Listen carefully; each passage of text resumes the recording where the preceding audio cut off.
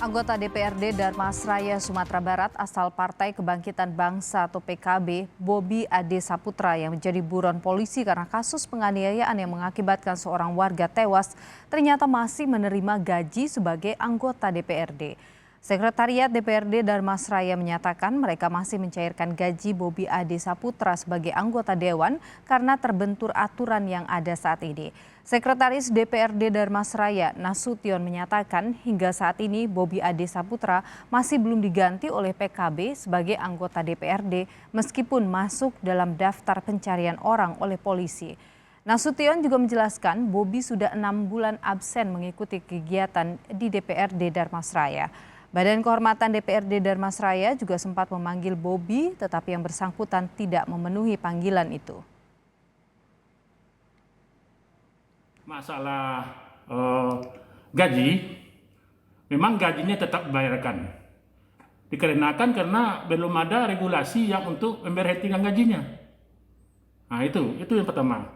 Yang sebab yang bisa diberhentikan gaji itu sesuai dengan PP 12 tahun 2018 itu adalah diantaranya itu melanggar pelanggar tata tertib itu yang bisa diberhentikan gajinya sesuai dengan pasal 99 itu bahwasanya yang pertama sekali pemberhentian antar waktu gitu. Polisi mengatakan dalam kasus penganiayaan yang menyebabkan seorang warga tewas, anggota DPRD Darmasraya dari fraksi PKB Bobi Ade Saputra ikut terlibat penganiayaan dan memfasilitasi pelaku lain. Bobi sudah ditetapkan sebagai buron sejak Agustus 2020 lalu dalam kasus penganiayaan yang menyebabkan korban meninggal dunia pada 21 Juni tahun 2020. Polisi menetapkan 11 orang sebagai tersangka. 4 orang diantaranya sudah ditangkap dan menjalani persidangan.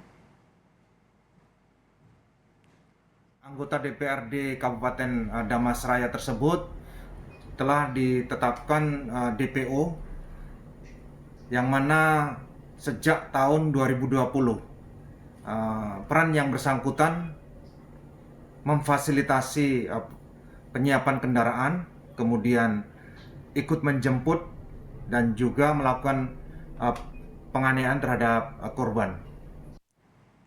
Menanggapi kasus yang menjerat kadernya, pengurus DPW PKB Sumatera Barat menyatakan masih mempelajari kemungkinan sanksi terhadap anggota DPRD Kabupaten Darmasraya Bobi Ade Saputra. Ketua DPW PKB Sumatera Barat Anggia Ermarini mengatakan telah berkoordinasi dengan DPC untuk menentukan sanksi dan kebijakan sesuai peraturan yang berlaku.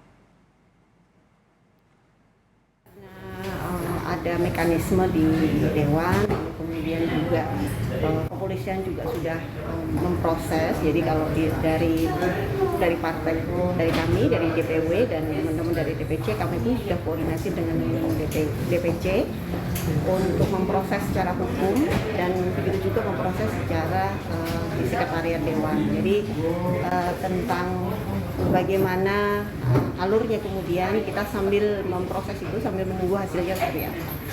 Gitu. Tapi pengaduan ke kami sudah dan kami sudah merespon untuk itu.